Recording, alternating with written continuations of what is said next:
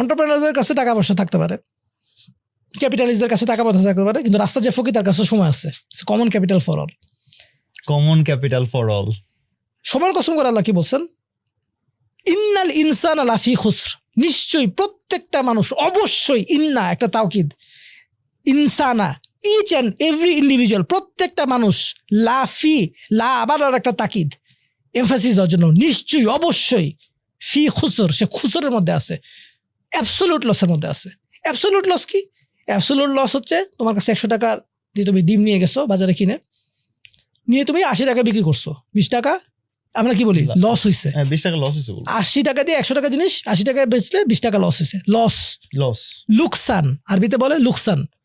100 টাকার ডিম নিয়ে গেছো তুমি, যা একটা লোকের উপর আসার খেয়ে পড়ছো, এই বেটা কাপড় বিক্রি করে, তার ডিমে কাপড় সব মাখামাখি হয়ে গেছে, সে তোমার কলার ধরে বসে আমার টাকা, আমার কাপড়ের দাম দাও। 100 টাকার ডিম তো গেছেই, এবার বাসার থেকে টাকা এনে তারা দিয়ে দেওয়া লাগলো। এটাকে আরবিতে বলে খুসরান, অ্যাবসলিউট লস, লুকসান আর খুসরান। আল্লাহ সুবহানাহু ওয়া তাআলা কি বলছেন? প্রত্যেকটা মানুষ ইচ অ্যান্ড ইন্ডিভিজুয়ালি লসের মধ্যে আছে, অ্যাবসলিউট লসের মধ্যে আছেন। এরপর আল্লাহ সুবহানাহু ওয়া তাআলা যেটা করছেন, একটা ছাকনি নিছেন, এই ছাকনিটার নাম হচ্ছে ইল্লা। আরবিতে বলা হয় এটা আদাতুল ইস্তিসনা, মানে সেপারেশনের টুল। আলাদা করে আল্লাহ বের করতেছেন, ছেকে বের করতেছেন। সব মানুষ অ্যাবসলিউট লসের মধ্যে আছে, মিনিং সব মানুষ জাহান্নামের মধ্যে আছেন। আল্লাহ এবার ছেকে বের করতেছেন কিছু মানুষকে। কিভাবে? আল্লাযীনা আমানু, যারা ঈমান আনছে, ওয়া আমিলুস সলিহাত, এবং সঠিক সময়ে সঠিক কাজ করছে।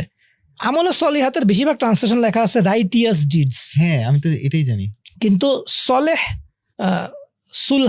সুলহা, এই শব্দটার রুট ওয়ার্ড হচ্ছে রাইট টাইমে রাইট কাজ করা। অর্থাৎ তোমার যে সময় মসজিদে থাকার দরকার জামাতে, তুমি সেখানে সময় মসজিদে গিয়ে জামাতে নামাজ পড়বা। যে সময় তোমার অফিসে থাকার কথা, কাজে থাকার কথা, সে সময় তুমি কাজ করবা। কাজে থাকার সময় তুমি মসজিদে গিয়ে বসে আসছো, এটা আমলে সলেহ না।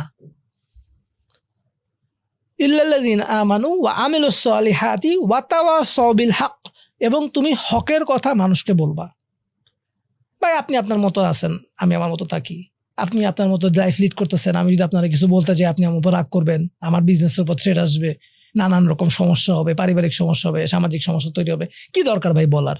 এটা হচ্ছে আমাদের চিন্তা। কিন্তু আল্লাহ সুবহানাহু ওয়া তাআলার কথা হচ্ছে হকের কথা মানুষকে বলতেই হবে।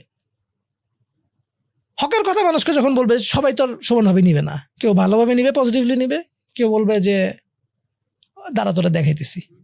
যখন আমাদের জন্য লস আসবে, ক্ষতি আসবে, তখন আমরা কি করব? ওয়াতাওয়াসাউ বিস সবর, তখন আমাদেরকে সবর করতে হবে। মিনিং আমরা যা কাজ করতেছিলাম সেটা আমরা চালা যাব। আমার লস হয়েছে, এখন ভাই বন্ধ করে দিলাম, তাহলে ওয়াতাওয়াসাউ বিস সবর হইল না। সবর মানে হচ্ছে স্টেডফাস্টনেস, ইনঅ্যাকশন না, অ্যাকশন, কাজ চালা যাওয়া, যা করতেছিলাম সেটা চালা যাওয়া। এই 4টা কাজ যদি কেউ না করে, তোমার প্রশ্নের উত্তরটা হচ্ছে এখানে, কেউ যদি না করে, absolute loss, he will face consequences. এইটাই পুরো মানে পুরো সামারাইজ করে দেয় একদম। ট্রু।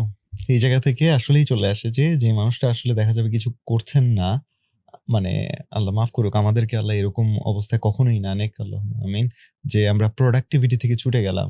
অর্থাৎ মুসলিম হিসেবে আমরা আমাদের টাইমটাকে ইউটিলাইজ করতে পারলাম না, আমাদের স্ট্রেংথটাকে ইউটিলাইজ করতে পারলাম না, তাহলে দিন শেষে আমরা কখনো না কখনো দেখা যাবে আসলে অন্যের হকটাই নষ্ট হয়ে যাবে হয়তো। অন্যের হক তো না রে ভাইয়া, আল্লাহ সুবহানাহু ওয়া তাআলা তো আমাকে যেটা দিয়ে দিচ্ছে। আল্লাহ সুবহানাহু ওয়া তাআলা বলতেছেন যে কিয়ামতের দিন মানুষ আল্লাহর সামনে থেকে 5টা প্রশ্ন তার আগে নড়তে পারবে না। তার মধ্যে একটা প্রশ্ন হচ্ছে সে তার লাইফের সময়টাকে কি কাজে খরচ করছে, এবং টু বি মোর স্পেসিফিক, সে তার ইউথকে কি, কোন সময়ে, ইউথের সময়টাকে সে কিভাবে খরচ করছে, সে কোন পথে আর্ন করছে এবং সে কোন পথে খরচ করছে। এই 5টার মধ্যে এই 4টা প্রশ্ন, আই ফরগট দ্য 5th, এটার উত্তর দেওয়া ছাড়া আল্লাহর সামনে থেকে সে নড়তে পারবে না। তো ব্যাপারটা তো এরকম না, মজা না, আমার যা মনে চায় তাই করি। এভরি সেকেন্ড যেটা আমরা ভালো কাজে খরচ করিনি, এইটা আমাদের আফসোসের কারণ হবে কিয়ামতের দিন। ব্যাপারটা এরকম না যে আমি হয় ভালো কাজে খরচ করছি অথবা খারাপ কাজে খরচ করছি, না, ভালো কাজে খরচ করলে আলহামদুলিল্লাহ, আর যদি খারাপ কাজে খরচ করলি তাই তো